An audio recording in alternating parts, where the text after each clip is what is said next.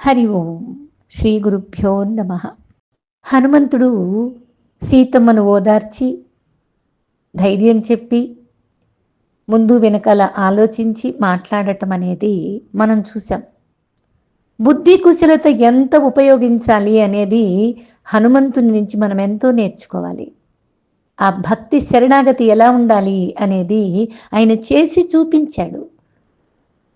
ఆ పాత్ర ఎలా పోషించాలి అనేది మనకి చాలా ఆధ్యాత్మిక తత్వంలోకి తీసుకెళ్ళి కూర్చోబెడితే మనస్సుని బుద్ధి కుశలత అనేది తెలుస్తుంది. ఆ తరువాత సీతమ్మని వీపు మీద కూర్చోమ్మా తీసుకెళ్తాను అని హనుమంతుడు అంటే ఆమె పాతివ్రత ధర్మాన్ని ఎలా చెప్తుంది, ఎంత అద్భుతంగా ముందు వెనకల ఆలోచించి చెప్తుంది అనేది చూసాం. ఇప్పుడు చూడామణిని హనుమంతుడికి ఇవ్వడంలో ఉన్న అంతరార్థాన్ని మనం అర్థం చేసుకుందాం. చూడామణిని ఇస్తూ కాకాసుర వృత్తాంతాన్ని గుర్తు చెయ్యిన రాముడికి అని అక్కడ కథనమంతా హనుమంతుడికి వివరిస్తుంది సీతమ్మ. ఆ విషయాన్ని ఆధ్యాత్మిక తత్వంలోకి తీసుకుంటే మనస్సు అంటే ఏంటి? ఇంద్రుడు అధిపతి. మనస్సు నుండి పుట్టే సుఖ దుఃఖ అనుభూతులు కాకాసురుడు, ఇంద్రుని కుమారుడు. ఈ సుఖ దుఃఖాలు ప్రకృతిని గాయపరిచి బాధించినప్పుడు సాధకుడు బ్రహ్మం అనే ఆధ్యాత్మిక జ్ఞానం ద్వారా ఈ సుఖానికి దుఃఖానికి అతీతమైన స్థితికి చేరుకుంటాడు. అంటే ఇక్కడ మనం అర్థం చేసుకోవాల్సింది, సుఖ దుఃఖాలు ప్రకృతిని పాడు చేయకూడదు. పాడు చేసింది అంటే సాధకుడు అనేవాడు ఆధ్యాత్మిక జ్ఞానంలోకి రావాలి. కాకాసురుడు అదే కదా చేశాడు, సీతమ్మని బాధ పెట్టాడు. ప్రకృతి సీతమ్మ, పరమాత్మ రామచంద్రుడు. మనస్సు అనేది ఈ కాకాసురుడు. ఈ మనోప్రవృత్తులు గనక జీవుణ్ణి బాధ పెడితే ఈ జీవుడు పరమాత్మను శరణాగతి చేసుకోవాలి. అలాగే కాకాసురుడు మొత్తం అంతా అందరినీ శరణాగతి చేసి ఎవరు శరణు ఇవ్వక రక్షించలేమని చెబితే అప్పుడు రామచంద్రమూర్తి దగ్గరికి వచ్చి మళ్ళీ శరణాగతి చేశాడు. శరణు కోరిన వాళ్ళని రక్షించటం అనేది రాజధర్మం అంటాడు రామచంద్రుడు. తప్పు తెలుసుకున్న వాళ్ళని క్షమించి దరి చేర్చుకోవటం అనేది ధీరుల లక్షణం. ఇది మనం చెయ్యాల్సినటువంటి పని. పశ్చాత్తాపానికి మించిన శిక్ష లేదు. వాళ్ళు పశ్చాత్తాపంతో శరణు వేడారు అంటే క్షమించటం అనేది క్షమాగుణం మనకు ఉండి తీరాలి. ఇది నేర్చుకోవాలి మనం. అన్నిసార్లు కార్యం సాధించడానికి కావలసిన ఉపకరణాలు మన దగ్గర లేకపోవచ్చు. శ్రీరాముడు మంత్రించినటువంటి బ్రహ్మాస్త్రం ఒక తృణాన్ని తీసుకొని బ్రహ్మాస్త్రంగా చేశాడు. అలాగే మనం కూడా దొరికిన సాధనాలతోటి లక్ష్యాన్ని ఛేదించాలి. ఇది అకస్మాత్తుగా చేయలేము. ముందు నుంచి ఒక సాధన ద్వారా సాధించుకున్నటువంటి శక్తిని లక్ష్యానికి అనువుగా మలుచుకోవాలి. అందుకే శ్రవణం, మననం, నిధి ధారణ, శాస్త్ర అధ్యయనం అనేది మరలా మరలా మరలా మరలా చేసి తీరాలి. అదే హనుమంతుడిలాగా బుద్ధి వికసిస్తుంది. అప్పుడు మాత్రం ఆ బ్రహ్మాస్త్రం అనేది అతిక్రమించటం సామర్థ్యం ఉంది హనుమంతుడికి నిజానికి. కానీ పెద్దల ఎడ గౌరవుల చూపటం అనేది వినమ్రుల లక్షణం. అలాగా హనుమని పడగొట్టే ఉపాయం తప్పదని ప్రయోగించాడు బ్రహ్మాస్త్రం రావణాసురుడి కొడుకు ఇంద్రజిత్తు. అయినా సరే దానికి ఎలాగా సామర్థ్యం ఉంది, అతిక్రమించే సామర్థ్యం ఉంది. అయినా సరే పెద్దల ఎడల గౌరవం చూపించాలి. అది బ్రహ్మాస్త్రం మీద ఉన్నటువంటి వినయం. దాన్ని గౌరవించాడు. అందుకే బందీగా నటించాడు. బందీగా అందరూ చూస్తున్నప్పుడు బందీగా ఉన్నాడు. పెద్దల్ని గౌరవించడం అనేది ఇక్కడ మనం నేర్చుకోవాలి. తరువాత హనుమ రావణాసురుడి దగ్గరికి వెళ్ళాడు. బ్రహ్మాస్త్రంతో బందీ అయి రావణాసురుడిని చూడటానికే వెళ్ళాడు కావాలని. రావణుని రాజసం చూశాడు, తేజసాన్ని గౌరవించాడు, రావణుని అహంకారాన్ని గుర్తించాడు, మోహాన్ని తుంచాలని చూశాడు, చెప్పి చూశాడు, వినలేదు. అందుకే నాశనం కూడా తప్పలేదు రావణాసురుడికి. హనుమ ధర్మానికి, సీతమ్మ ఔన్నత్యానికి, సహనానికి, పతివ్రత నియమాన్ని, భర్త మీద తనకున్నటువంటి ఔన్నత్యాన్ని, రావణుడు చూపిన ఆశలకు లోబడకుండా తన కుటుంబాన్ని వంశానికి కుటుంబానికి వన్నె తెచ్చేటటువంటి విలువల్ని ఆమె పాటించే తీరును గుర్తించాడు హనుమంతుడు. సీతమ్మ చెప్పిన ధర్మాలు, సీతమ్మ పాతివ్రత్య ధర్మము, రావణాసురుడి తేజస్సు అన్నీ గుర్తించాడు. ఇవన్నీ హనుమ గుర్తించాడు. ఇవే గురువుకి కూడా ఉండవలసినటువంటి లక్షణాలు. అందుకే మన బుద్ధి హనుమంతుని పాత్ర వహించాలి. ఒక సందర్భం జరుగుతున్నప్పుడు ఆ సందర్భంలో ఎవరి పాత్ర ఎవరు ఎలా తీసుకున్నారు, ఎవరు ఎలాగా బాధ్యత తీసుకున్నారు, అదంతా సక్రమంగా జరుగుతుందా లేదా, ఎవరెవరు ఎలా ఉన్నారు అనే విషయాన్ని కూడా బుద్ధి కుశలత పనిచేయిస్తుంది. అక్కడ హనుమంతుడికి జరిగింది ఇదే. సీతమ్మ ఔన్నత్యాన్ని గుర్తించాడు, రావణాసురుడి తేజస్సుని గుర్తించాడు. అయినా సరే ఎక్కడ దేనికి కూడా సీతమ్మ విలువనివ్వలేదు. ఒక తృణాన్ని అడ్డుగా పెట్టుకొని రావణాసుడితో మాట్లాడింది. అంటే ఈయన తేజస్సుని కానీ ఈయన రాజసాన్ని కానీ సీతమ్మ గౌరవించలేదు, తృణీకరించింది. ఇంకా తన భర్త ముందు అన్ని తృణప్రాయం అని భావించింది. అంటే ఇక్కడ మనకి పరమాత్మను చేరుకునేటటువంటి స్థానంలో వేదాంతాన్ని శ్రవణం చెయ్యాలి. పరమాత్మ తప్ప ఇతర విషయాలు ఎంత మనల్ని ప్రలోభ పెట్టడానికి ప్రభావం చూపిస్తాయో వాటన్నిటిని తృణప్రాయంగా వదిలేయాలి. అలాంటి బుద్ధి కుశలత గురువు ద్వారానే మనకి లభిస్తుంది. గురువే మనల్ని నడిపిస్తాడు భగవంతుని దగ్గరికి. ఇది భగవంతుడు అని గురువు చెప్తే తప్పితే మనకు తెలియదు. అదే శాస్త్రం, అదే గురువు. ఈ విశ్వాసం మనకు ఉన్నదా? ఇక్కడ హనుమంతుడు అదే చేశాడు. ఈ సీతమ్మ అనే ప్రకృతిని రాముడు అనే పరమాత్మకి చేర్చాడు. ఇంకొంచెం ముందుకెళ్తే దూత వదకూడదు అని రావణునికి విభీషణుడు హితబోధ చేస్తాడు కదా. ముఖస్తుతి మాటలు చాలా ప్రియంగా ఉంటాయి, చెప్పేవాళ్ళు చాలా ప్రియంగా అనిపిస్తారు. కానీ చేదుగా ఉన్నా సరే హితాన్ని కూర్చే మాటలు చెప్పే హితులు అరుదుగా ఉంటారు. మన విచక్షణతో హితాన్ని బేరీజ్ వేసుకోవాలి. మంచి లక్ష్యాలతో ముందుకెళ్ళడం అనేది విజ్ఞానవంతుల లక్షణం. ఇది ఆధ్యాత్మిక జిజ్ఞాసుకులకు చాలా అవసరం కూడా. శాస్త్రం చదివినవాడు శాస్త్రం చెప్పిన ప్రకారం ప్రవర్తించాలి. చదువుకున్నవాడు చదువు లేనివాడు ఒకటే తీరుగా ప్రవర్తిస్తే ఏమిటి ప్రయోజనం? ఎంత శాస్త్రం ధర్మం తెలిసినా ఏమిటి ప్రయోజనం? ఎక్కడ సమయానుసారం చెడు ఆలోచనను నివారించాలి, మంచి ఆలోచనను కల్పించుకోవాలి, అధర్మాన్ని ఆపగలగడం విభీషణుని సమయస్ఫూర్తి ఇక్కడ మనం నేర్చుకోవాలి. సమయానుసారంగా ప్రవర్తన అనేది మనం విభీషణుని చూసి నేర్చుకోవాలి. దూతని వధించకూడదు అని చెప్పడం ఒక మాట సరిపోలేదు, దానికి నివారణోపాయాన్ని కూడా చూపించాడు విభీషణుడు. అలాగే ఇది శాస్త్రము గురువులు మాత్రమే చెప్తారు. శాస్త్రాన్ని రక్షించడము అంటే శాస్త్ర అధ్యయనమే చెయ్యడం, అదే ఋషి యజ్ఞం. సొంత మేలు కన్నా పరుల మేలు కోసం ప్రార్థిస్తే దైవం త్వరగా కరుణిస్తాడు అంటారు. తన కోసం కాకుండా పక్క వారి కోసం పరితపించేవాడు సాక్షాత్తు దైవం అవుతాడు. అదే రామచంద్రమూర్తి చేశాడు, హనుమంతుడు చేశాడు, సీతమ్మ చేసింది. అందుకనే మనం ఈనాటికి వాళ్ళని ఆదర్శప్రాయంగా మనం తీసుకుంటున్నాం. ఒక గురువు కూడా ఇదే చేస్తాడు. తన మేలు కంటే శిష్యుల మేలు, శిష్యుల బాగోగులు, శిష్యులు చక్కని ప్రవర్తన, వీటి కోసం గురువు పరితపిస్తాడు. వాళ్ళని సాక్షాత్తు దైవాన్ని చేర్చేదాకా వేదాంతాన్ని వినిపిస్తాడు. అలాగే సీతమ్మని ఓదార్చాడు, దుఃఖాన్నించి తేరుకొనిచ్చాడు, ఆమెకి ధైర్యం చెప్పాడు. రామచంద్రమూర్తికి చూడామణిని తీసుకెళ్ళి ఇచ్చాడు. ఇంకా లంకా దహనం అంటే, లంక అంటే ఏంటి? తమోగుణం అని చెప్పుకున్నాం కదా. అజ్ఞానం. బుద్ధి ప్రేరేపించబడినప్పుడు అజ్ఞానం నశిస్తుంది. అంటే బుద్ధి బాగా వికసించాలి, అప్పుడు అజ్ఞానం నశిస్తుంది. హనుమ తోకకు నిప్పు పెట్టారు, ఆ నిప్పుని తీసుకెళ్ళి లంకను కాల్చేశాడు హనుమంతుడు కదా. ఇది కథలో విన్నాం మనం. అట్లాగే మన బుద్ధి కూడా వికసిస్తే మనకున్న అజ్ఞానం నశించిపోతుంది. హనుమ అన్ని గృహాల్ని దగ్ధం చేశాడు, కానీ విభీషణుని గృహం కాల్చలేదు.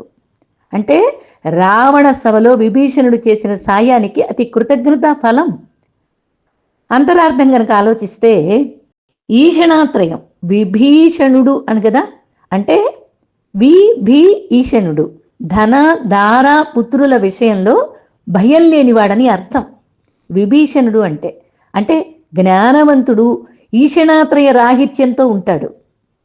కాబట్టి విభీషణుడనే జ్ఞానవంతుణ్ణి హనుమ అనే బుద్ధి దహించలేదు అని ఇక్కడ మనం అర్థం చేసుకోవాలి. తరువాత సీతమ్మ కోసం మళ్ళీ పునర్దర్శనం చేయటానికి వచ్చాడు. అయ్యో లంకంతా తగలబెట్టేశానే, అశోకవనం కూడా తగలబడిపోయిందా, సీతమ్మని నేనేమన్నా అపకారం చేశానా సీతమ్మకి అని ఆలోచించి పునర్దర్శనం కోసం వచ్చాడు. అంటే కోప స్వభావం అనేది ఎంతటి దుర్గతి పాలు చేస్తుందో ఈ సందర్భంగా వాల్మీకి మహర్షి మనకి బాగా విశదీకరించి చెప్పారు. ఏ పని చెయ్యవచ్చు, ఏ మాట అనవచ్చు అన్న విచక్షణ కోల్పోతే అనర్థాలు జరిగిపోతాయి. కాబట్టి మనకు అనేక కారణాల వల్ల కలిగినటువంటి కోపాన్ని, ఎగసి పడుతున్నటువంటి మంటలని నీటితో చల్లార్చినట్లుగా నిశ్చయాత్మక బుద్ధితో మనమే నిగ్రహించుకోవాలి. ఆనక పరితపించితే ఏంటి ఉపయోగం? నష్టాన్ని తిరిగి రాబట్టుకోలేకపోవచ్చు. జీర్ణమైన తోలుని పాము కుబుసం విడిచిపెట్టినట్టు కోపమనే రజోగుణాన్ని మానవుడు విడిచిపెడితే ఆ పురుషుడు, ఆ సాధకుడు పుణ్యాత్ముడైపోతాడు. అసలు హనుమంతుడు వానరులను తిరిగి కలుసుకోవాలని, లంకలో అనుభవించినటువంటి విషయాలన్నింటినీ చెప్పాలని వివరించటం మొదలు పెడతాడు. ఆ సందర్భంలో నాయకుడు అనేవాడు ఎలా ఉండాలి? మధువనం విధ్వంసం చేస్తారు అని చెప్పుకున్నాం కదా. దానిలో అసలు జాంబవంతుని పాత్ర పరిశీలిస్తే మనకి ఎంత బాగా నాయకత్వం ఎలా ఉండాలో బాగా చూపించారు. భావావేశంతో లక్ష్య నిర్దేశనం చేస్తే సరైన ఫలితం ఉండకపోవచ్చు. అదే గనక సూక్ష్మ బుద్ధిని ఉపయోగిస్తే సరైన దిశానిర్దేశం చేయగల నాయకులు తమని ఆశ్రయించిన సమూహాన్ని సరైన దారిలో పెట్టగలుగుతారు. ఉచితానుచితాలు ఆలోచిస్తారు. అనుచరులను సరైన మార్గంలో వెళ్ళేటట్టు ప్రోత్సహిస్తారు. ఇది జాంబవంతుడు చేశాడు. అందుకని హనుమంతుడు చక్కగా వెళ్ళగలిగాడు. అది నాయకత్వం. అంటే ఒక కుటుంబంలో కానీ, సమాజంలో కానీ ఒక నాయకత్వం ఎలా ఉండాలి, ఒక అధికారి ఎలా ఉండాలి, ఒక యజమాని ఎలా ఉండాలి అనేది జాంబవంతుడిని చూసి మనం ఎంతైనా నేర్చుకోవాలి. అలాంటి చిన్న చిన్న సన్నివేశాలలోనే మనకి పెద్ద పెద్ద అనుభవాలు గోచరిస్తుంటాయి. మధువనం విధ్వంసం చేశారు కదా, చూసొచ్చిన తర్వాత ఆనందంతో మధువనం అనేదాన్ని విధ్వంసం చేశారని మనం కథలో చెప్పుకున్నాం. ఆధ్యాత్మిక అంతరార్థం ఏంటి అంటే, కార్య సఫలత కలిగిన తర్వాత సహజంగా ఎవరైనా ఒక కార్యాన్ని తలపెడితే దాన్ని గనక సఫలీకృతమైతే బ్రహ్మానందం అనుభవిస్తారు. అందుకనే మధువనాన్ని తేనెల ఆస్వాదన, మధుర ఫల భక్షణం బ్రహ్మానుభూతిగా వర్ణించారు. అంటే కోతి చేష్టలు చేసినప్పటికీ ఆనందంతో ఒక మంచి వార్త తీసుకొని వచ్చారు. ఆ ఆనంద అనుభూతిని బ్రహ్మానుభూతిగా అక్కడ వర్ణించి చూపించారు మనకి. అంటే ఎంత వీరులైనా, ఎంత శాస్త్రం తెలిసిన వాళ్ళైనా మద్యపానమత్తులైతే గనక ఎంతగా దిగజారిపోతారో మహర్షి ఎంతో వివరంగా చెప్పారు. హనుమంతుడు అంతా చూసొచ్చాడు, లంకను కాల్చొచ్చాడు, ఆ సంతోషాన్ని అందరికీ వివరించాడు. ఆనందంతో మధుపానం చేశారు. ఇక్కడ కూడా అంతే. వేదాంతాన్ని వినటమే కాదు, శాస్త్రం తెలియటమే కాదు, ఆచరించి తీరాలి. లేకపోతే ఇలాంటి పొరపాట్లు జరుగుతాయి. నేటి యువత కూడా ఇక్కడ నాగరికత పేరుతో లిక్కరు, డ్రగ్స్కి బానిసలైపోతున్నారు. విపరీతపు అకృత్యాలకు పాల్పడుతున్నటువంటి ధోరణి కనిపిస్తుంది సమాజంలో.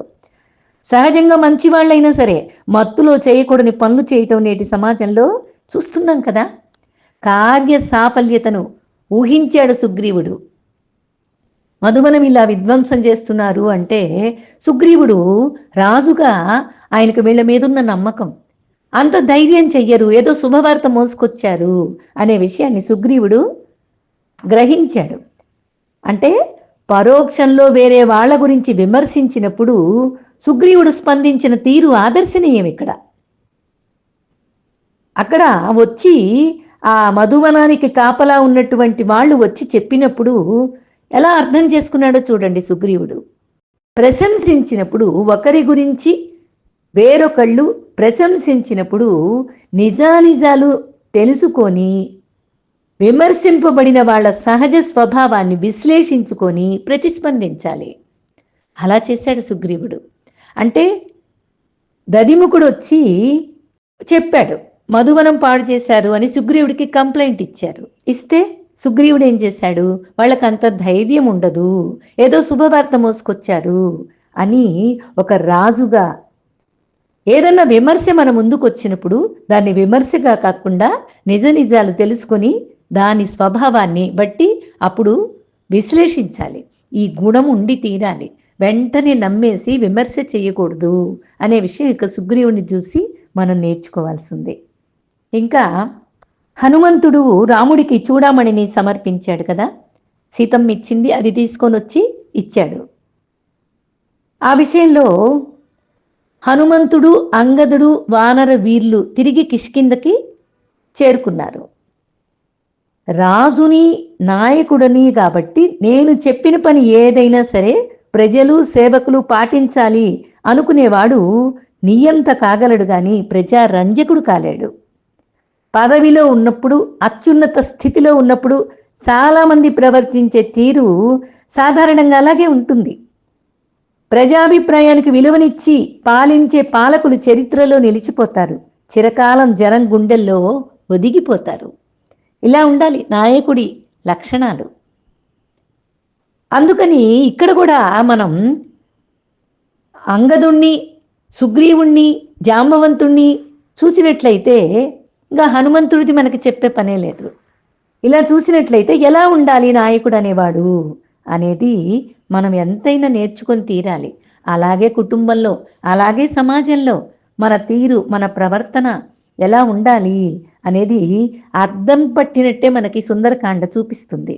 ఏదైనా పని విజయవంతమైనప్పుడు దాని గురించి చెప్పడానికి అందరూ ఉత్సాహపడతారు. అసలు కార్యసాధకుడు మాత్రం నిశ్శబ్దంగా వ్యక్తిగత విజయాన్ని సమూహ విజయంగా అభివర్ణిస్తాడు. తానే చూసొచ్చినట్టు చెప్పలేదు హనుమంతుడు. అందరూ చెప్తూ ఉంటే వింటూ ఉన్నాడు. అందరూ చెప్పిన తర్వాత రిస్క్ తీసుకోవాల్సి వచ్చినప్పుడు మాత్రం, ముందు ప్రశంస తీసుకోవాల్సి వచ్చినప్పుడు వెనుకకు నించోగల నేర్పు, ఓర్పు, వ్యక్తిత్వ వికాసానికి తార్కాణం. హనుమంతుడు అలాగే చేశాడు. లంకకు వెళ్ళాలి అని ఎగిరి వెళ్ళాలి, అంత సామర్థ్యం ఉందా లేదా అంటే వెనకడుగు వేశాడు. ప్రశంసలు అందుకోవాలి అంటే వానరుల్ని ముందుకు పంపించాడు. వాళ్ళందరూ గొప్పగా చెప్పుకున్నారు, హనుమంతుడు మౌనంగా ఉన్నాడు. రాముడు వచ్చి అడిగేదాకా హనుమంతుడిని మాట్లాడలేదు. ఇప్పుడు నువ్వు చెప్పు అక్కడ జరిగిందంతా అనేదాకా హనుమంతుడు మౌనంగా ఉన్నాడు. అంటే వెనుకనే నిలిచిన హనుమను కార్యసాధకుడిగా గుర్తుపట్టడం సుగ్రీవుని ప్రాజ్ఞత, శ్రీరాముని విఘ్నత. ఎలాగ వ్యక్తిని గుర్తించగలం అంటే వాళ్ళ ప్రవర్తనని బట్టి. వీళ్ళలో ఆ విఘ్నత, ప్రాజ్ఞత ఉంది. ఒక్కొక్క పాత్ర ఎంత అద్భుతంగా అభివర్ణించారో సుందరకాండలో మనం అర్థం చేసుకుంటే తెలుస్తుంది. తన కింద వాళ్ళ వ్యక్తిగత సామర్థ్యం, కార్య దక్షత గురించి అవగాహన ఉన్నటువంటి నాయకుడు సమర్థవంతంగా వనరులను ఉపయోగించుకొని సమిష్టి ప్రయోజనం సాధిస్తాడు అనే దానికి ఉదాహరణ హనుమంతుడే. ఇలా అర్థం చేసుకున్నాం. తర్వాత చూడామణి సమర్పించాడు. దీనిలో తాత్విక అర్థం ఏంటి అంటే, పరమాత్మ యందు గల ఆసక్తిని మాయా అనే వస్త్రం కప్పేస్తుంది. సీతామాత అనే ప్రకృతి రాముడు అనే పురుషుడిని కలవడానికి పడేటటువంటి తపన అనేటటువంటి చూడామణిని రాక్షస మాయ అనే వస్త్రం కప్పి ఉంచింది. రామ కథ వినగానే అంగుళీయక దర్శనం అయింది. ఆమెకు వెంటనే సీతమ్మకి అంగుళీయకం గుర్తొచ్చింది. రామ కథ, రాముని వర్ణన విన్నది అంగుళీయకం గుర్తొచ్చింది. ఆ మాయను విప్పేసింది. చూడామణిని పురుషుని దగ్గరికి పంపించింది. మనం కూడా మాయా అనే ముడిని విప్పేసి భక్తి అనే చూడామణిని, బుద్ధి అనే హనుమ ద్వారా పురుషుడనే పరమాత్మకు సమర్పించాలి. ఇదే మనం చెయ్యాల్సింది. ఈ మాయ అనే పొర మనం విడగొట్టుకోవాలి అంటే గురువే, శాస్త్రమే మనకి. ఆ ముడిని విప్పాలి, ఆ అజ్ఞానాన్ని తొలగించాలి. దానికి ఏమిటి అంటే భక్తి అనే చూడామణి. ఆ మాయ పోతే భక్తి మనలో పరవశం చెందుతుంది. అది బుద్ధి అనే హనుమత్ ద్వారానే జరగాలి. బుద్ధి, విచక్షణ, వివేకం ద్వారానే ఇదంతా పరమాత్మకు శరణాగతి చేయగల సమర్థత వస్తుంది. ఆధ్యాత్మిక విచారణ దానికి సరైనటువంటి సమాధానం అవుతుంది. రావణుడితోటి అపహరించబడి, రాక్షస స్త్రీలచే బెదిరించబడి, పతికి దూరమయ్యి ఏకాకిగా మిగిలి అంతులేని దుఃఖంలో ఉన్నది సీతామాత. సీత జాడ తెలియక శోకంలో మునిగిపోయినాడు రాముడు. అన్నని చూసి తమ్ముడు, వాళ్ళని చూసి సుగ్రీవుడు, అతని సైన్యం సర్వం దుఃఖ క్రాంతులై ఉన్నాయి. అక్కడ ఇక్కడ హనుమ జరిపినటువంటి ప్రియ సంభాషణ వారికి స్వాంతన కూర్చింది. ఆ తీరు మనకందరికీ అనుసరణీయం. అంటే మాట్లాడే మాట నిరాశలో ఉన్న వాళ్ళకి ఆశా దీపమై వెలగాలి. నిరాసక్తతో ఉన్నటువంటి మనస్సుని ఉత్తేజపరచగలగాలి. ఇది సుందరకాండ చేస్తుంది. అందుకే ఏ కష్టమైనా, ఏ నష్టమైనా, ఏ సమస్య అయినా సుందరకాండ పఠనం జరిగితే, చేస్తే, వింటే అన్నిటికీ పరిష్కారం దొరుకుతుంది అనే దానికి మనకి గొప్ప విశ్వాసం ఉంది. రామాయణమే ఒక మహా అద్భుతం, దానిలో సుందరకాండ మరీ అద్భుతం. జీవాత్మ పరమాత్మల ఐక్యత, పాతివ్రత్య ధర్మం, బుద్ధి కుశలత గల గురువు, శాస్త్ర అధ్యయనం, ఒక సాధకుడు ఎలా ఉండాలి, ఇవన్నిటినీ మనకి నాయకుల లక్షణాలు అన్నిటినీ చేకూరుస్తుంది. అన్నిటినీ ఈ సుందరకాండలో పొందుపరిచి మనకు అందించాడు వాల్మీకి మహర్షి. కాబట్టి దీన్ని మనం ఇలా ఆధ్యాత్మిక పరంగా కాస్తంత విచారణ చేసుకునే అవకాశాన్ని అందరం అనుభవించాలి. ప్రతి హిందువు, భారతదేశంలో పుట్టినటువంటి ప్రతి జీవుడు రామాయణాన్ని వినకుండా శరీరాన్ని వదలకూడదు, ఊపిరి వదలకూడదు అనే నిర్ణయం తీసుకోవాలి.